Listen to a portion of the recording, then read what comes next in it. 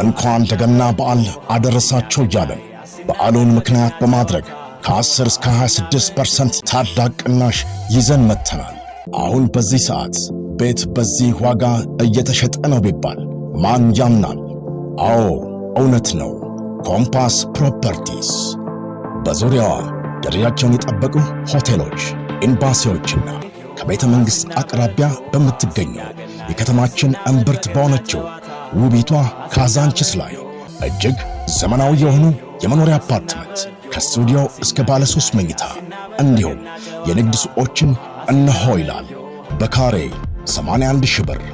ልብ ይበሉ፣ ይህ የመሸጫ ዋጋችን ቤቱን ከፍለው እስኪጨርሱ ድረስ ምንም አይነት የዋጋ ማስተካከያ አይደረግባቸውም። ለበለጠ መረጃ በስልክ ቁጥር 0957 9838 26 ይደውሉ። በትንሽ ገንዘብ ብዙ መነጋገር ሀብን ኮል ድንቅ አፕሊኬሽን መጣሉ። የኢንተርኔት አገልግሎት አለመኖርም ሆነ ተጠቃሚ አለመሆን እንዲሁም ርቀት ሳይበግረው ዘመድ ወዳጅ የያዘው የሞባይል ስልክ ላይ ሁሉ ያለ ችግር ሰተት ብሎ የሚደርስ የልብ የሚያስተነፍስ መተግበሪያ ሀብን ኮል። መተግበሪያውን ከጉግል ወይም ከአፕል ስቶር ያውርዱና ስልክ ቁጥሮን ሞልተው ወይም ማስገብተው ሳይን አፕ ያድርጉ። ለጥቀው ሪቻርጅ የሚለውን ሲጫኑ ከሚመጣሉ የክፍያ ዝርዝር ውስጥ የሚፈልጉትን ገንዘብ መርጠው ስልክዎን ይሙሉ። ከዛማ ምን ወገጡ መደወል፣ አሁንም መደወል። አንድ ጊዜ የሞሉት ሂሳብ እስኪያልቅ ድረስ ያለ ጊዜ ገደብ ይጠቀማሉ። ሀብን ኮል ዘንድ ኤክስፓየርድ ብሎ ነገር የለም። በትንሽ ገንዘብ ብዙ ማውራት፣ በዛ ላይ ከሂሳቡ ቀንሰው በየትኛውም ሀገር ለሚኖሩ ወዳጅ ጓደኛ ስልክ መሙላት ይችላሉ። ሀብን ኮልን ያውርዱ፣ ያውጉ፣ ይጫወቱ፣ ይሳሰቁ። ሀብን ኮል አፕሊኬሽን የልብ የሚያደርስ አንጀት አርስ።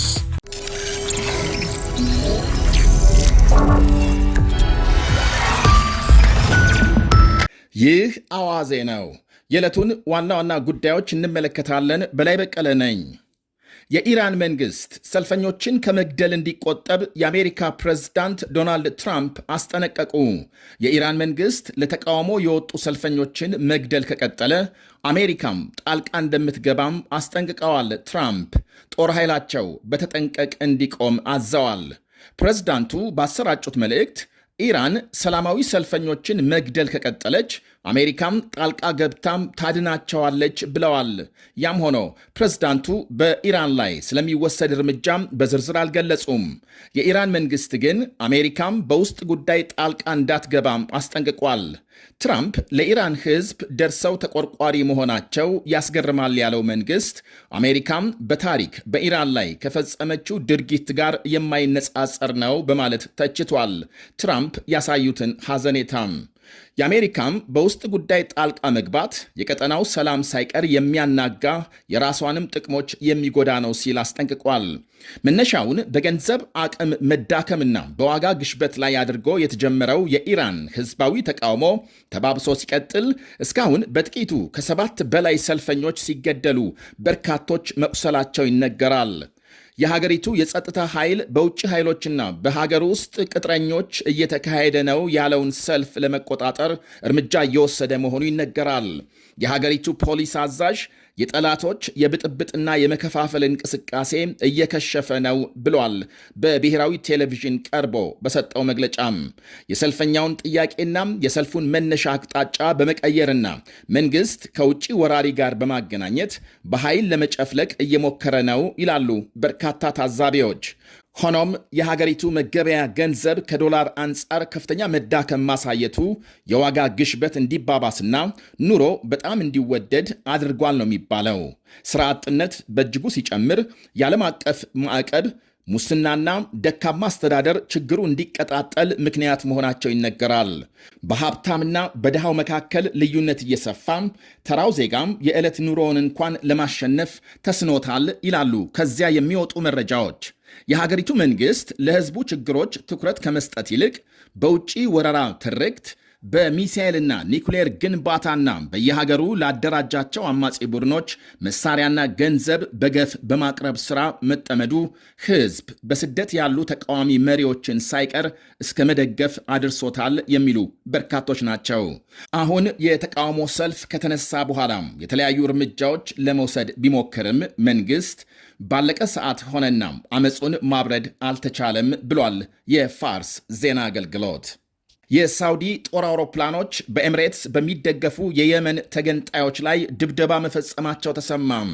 በተባበሩት አረብ ኤምሬትስ በሚደገፉትና በደቡባዊ የመን በሚንቀሳቀሱት ተገንጣዮች ላይ ሳውዲ በፈጸመችው ድብደባ በጥቂቱ 7 ሰዎች መገደላቸው ይነገራል።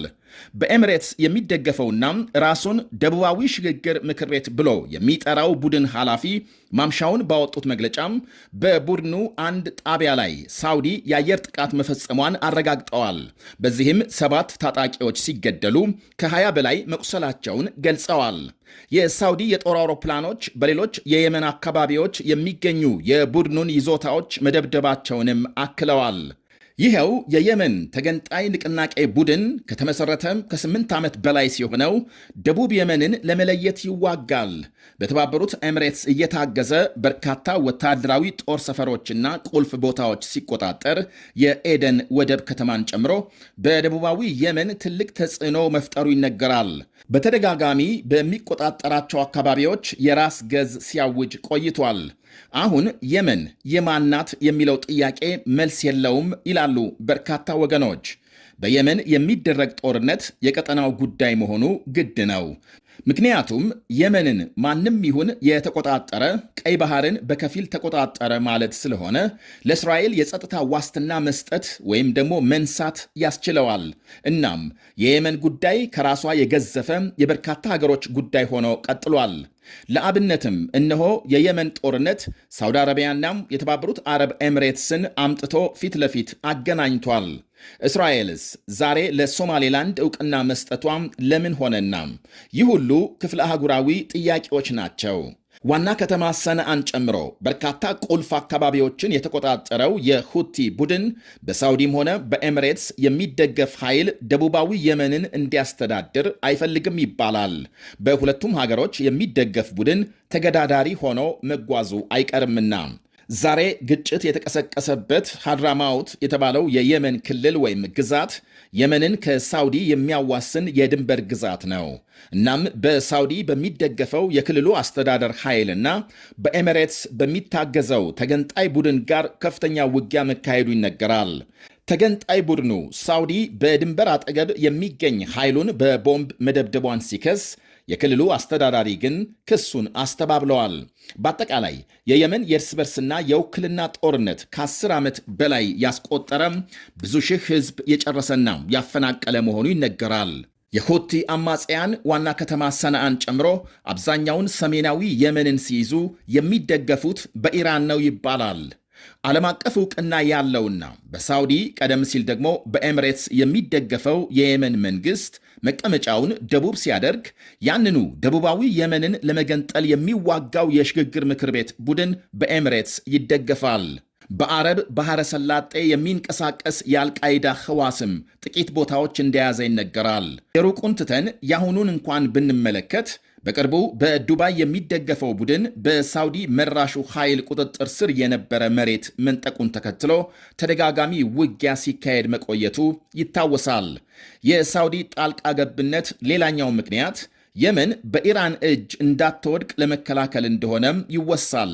አብዛኛውን የመን በሚቆጣጠረውና በኢራን በሚደገፈው የሁቲ ቡድን አማካኝነት በስዊዘርላንድ በአዲስ ዓመት ዋዜማ ከ40 በላይ ሰዎች የገደለውና ከ119 በላይ ያቆሰለው የእሳት ቃጠሎ መንስኤ ርችት ሳይሆን እንዳልቀረ ተነገረ።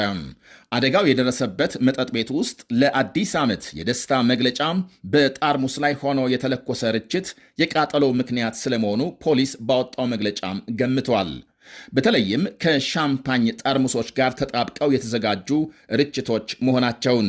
በደቡባዊ ስዊዘርላንድ በታወቀ መጠጥ ቤት ድንገት በተነሳው ቃጠሎ ከ40 በላይ ሰዎች ሲሞቱ ከ119 በላይ ክፉኛ መቁሰላቸው ይነገራል። ሌሎች በርካቶች እስካሁን የገቡበት አልታወቀም። ጃኬትና የእጅ ስልክ ረስቶ ወደ ክለቡ የተመለሰ የ16 ዓመት ወጣት ኦቼሌ ባሮሲን ጨምሮ መሞትና መዳናቸው ሳይታወቅ የጠፉትን የመፈለግ ሥራም ተጠናክሮ መቀጠሉ ተነግሯል። ከቆሰሉት መካከል 71ዱ የስዊዘርላንድ፣ 14 የፈረንሳይና 11 የጣሊያን ዜጎች ይገኙበታል። ቃጠለው የደረሰበት መጠጥ ቤት ምድር ቤት ውስጥ መሆኑ አደጋው በቀላሉ ሰፊ ጉዳት እንዲያስከትል አድርጓል የተባለው። ዘግይቶ በወጣ ዜናም በቃጠሎ ተጎድተው ሆስፒታል ከተኙ ቁስለኞች መካከል የ19 ዓመቱ የፈረንሳይ እግር ኳስ ክለብ የሜትዝ ተጫዋች ታሃሪ ዶስ ሳንቶስ እንደሚገኝበት ተመልክቷል። ይህ አዋዜ ነው።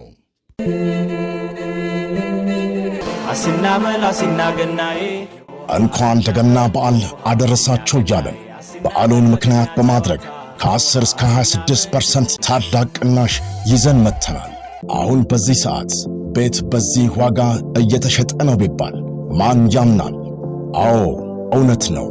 ኮምፓስ ፕሮፐርቲስ በዙሪያዋ ደረጃቸውን የጠበቁ ሆቴሎች፣ ኤምባሲዎችና ከቤተ መንግሥት አቅራቢያ በምትገኘው የከተማችን እምብርት በሆነችው ውቢቷ ካዛንችስ ላይ እጅግ ዘመናዊ የሆኑ የመኖሪያ አፓርትመንት ከስቱዲዮ እስከ ባለ 3 መኝታ እንዲሁም የንግድ ሱቆችን እነሆ ይላል።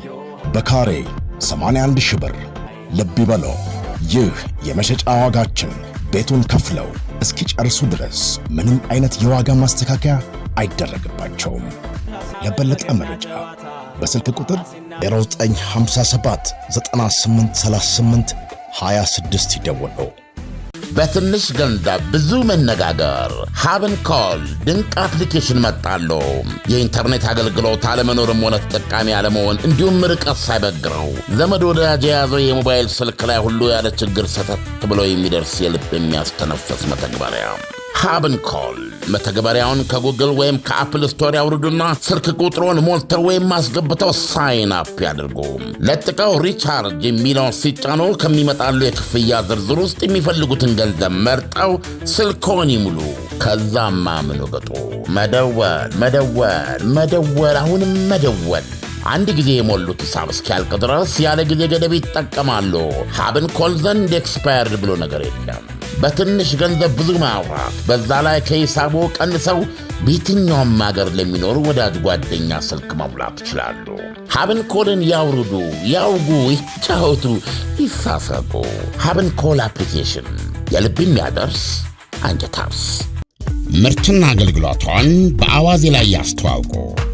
ለጥራች እንታመናለን። በስልክ ቁጥሮቻችን ይደውሉልን። አዋዜ ዓለምነህ ዋሴ ዜና